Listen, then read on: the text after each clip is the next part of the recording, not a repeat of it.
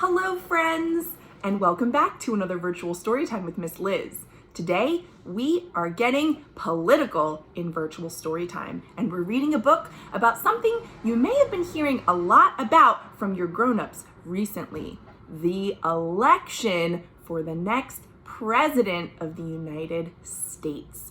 Today's book is about a very interesting candidate. The book is Duck for President by Doreen Cronin and illustrated by Betsy Lewin. Do you think a duck could be the president? Let's read this story and find out what's going to happen. Duck for President by Doreen Cronin, illustrated by Betsy Lewin and published by Simon Schuster. I have seen some planes in the sky recently holding signs like this. This plane is holding a sign that says, "Vote!" And looking up from the field, who do we have here? Quack, quack, quack. It's a duck. I think this might be the main character of our story. Running a farm is very hard work. At the end of each day, Farmer Brown is covered from head to toe in hay and horsehair and seeds and sprouts and feathers and filth, mud, muck, and coffee stains. He doesn't smell very good either. Look, the chickens and the pigs are going, "Oh, yucky, pee you, Farmer Brown." And he certainly is not feeling his best either. The animals have chores to do too. Pigs clean under the beds. Cows weed the garden. Sheep sweep the barn. Duck take out the trash, mow the lawn, and grind coffee beans. Looks like Duck has more chores than the rest of the animals. At the end of each day, the pigs are covered in lint bunnies. The cows are covered in weeds, the sheep are covered in dust, and Duck is covered in tiny bits of grass and espresso beans.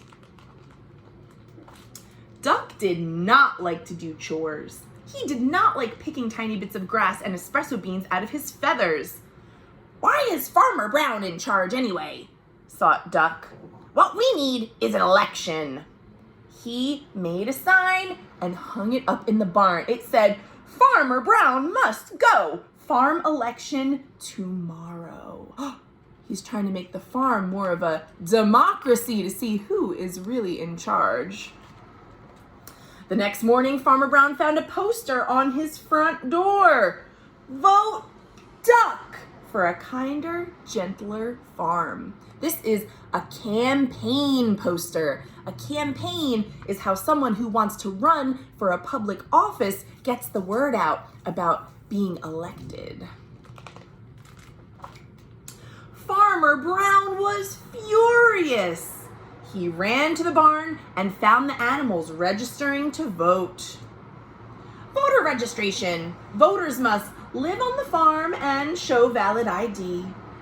The mice got together and protested the height requirement. It had said be at least this tall, but Duck crossed it off.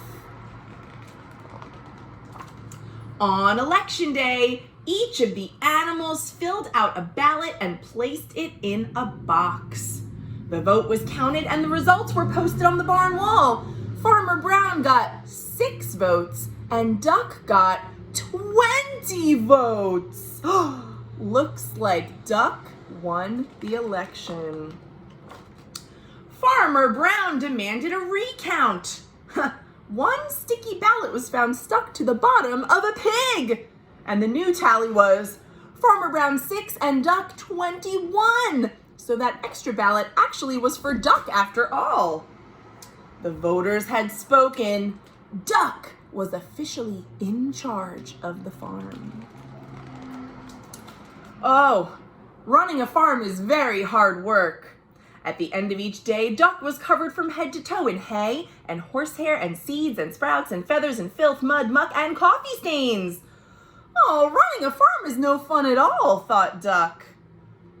That night, Duck and his staff, looks like 2 chickens, started working on Duck's campaign for governor. That is the top politician in a state. I am in the state of Pennsylvania. What state are you in? These posters say, "Vote for me. I'm a duck, not a politician." A politician is someone who's in politics, like a representative, a senator, a mayor, a governor, the president, and many more. Duck left Farmer Brown in charge of the farm again and hit the campaign trail. He visited small town diners, he marched in parades, he went to town meetings, and he gave speeches that only other ducks could understand. I think he went quack, quack, quack, quack, quack. On election day, the voters filled out their ballots in booths all over the state. The vote was counted and the results were posted in the local paper. The current governor got 299,999 votes and Duck got 300,000. Just one more than the current governor. She was shocked. The governor demanded a recount. That's something that happens when the vote is very close sometimes. 2 sticky ballots were found stuck to the bottom of a plate of pancakes. And the new tally was, the governor got 299,999 and Duck had 3,002. Both of those sticky ballots on the bottom of the plate of pancakes were for Duck after all. The voters had spoken. Duck was officially in charge of the state. Running a state is very hard work. At the end of each day, Duck was covered from head to toe in hairspray and ink stains and scotch tape and fingerprints and mayonnaise and coffee stains. And he had a very bad headache. Running a state is no fun at all, thought Duck.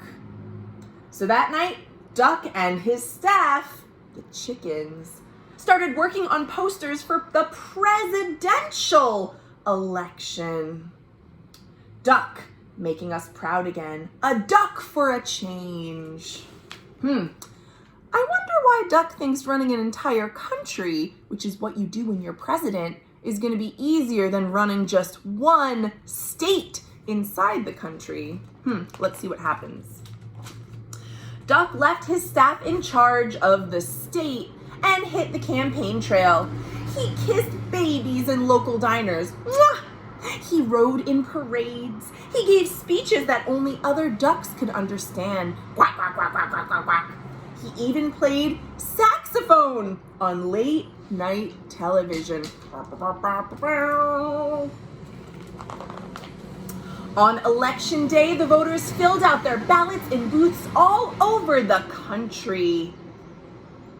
The vote was counted, and the results were announced on CNN, cable news network. The decision was, oh, hi, Waffles. I think Waffles is interested in what the decision was. Excuse me, friend. The vote was counted, and the results were announced on CNN.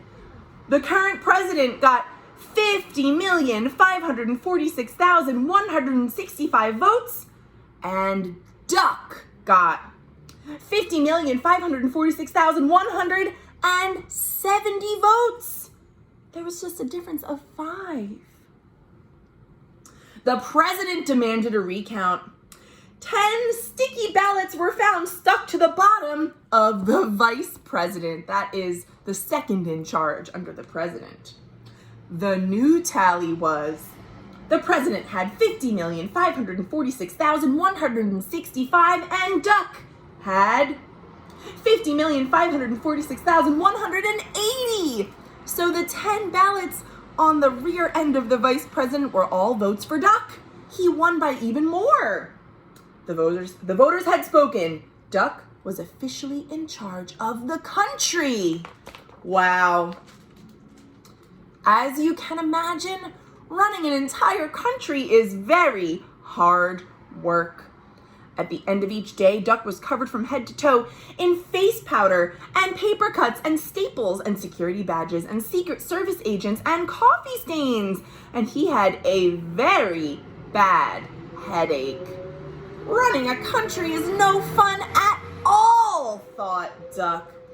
Here he is in the Oval Office. That is where the president's office is. Duck was not enjoying being president of the entire country, so he checked the help wanted ads. And he found one. Duck needed.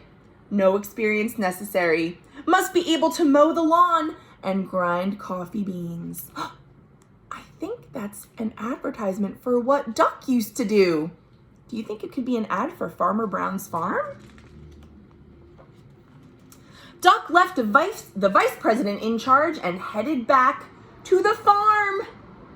And at the end of the day, Farmer Brown is now covered from head to toe in hay, horsehair, seeds, sprouts, feathers, filth, mud, muck, and coffee stains. And Duck is working on his autobiography.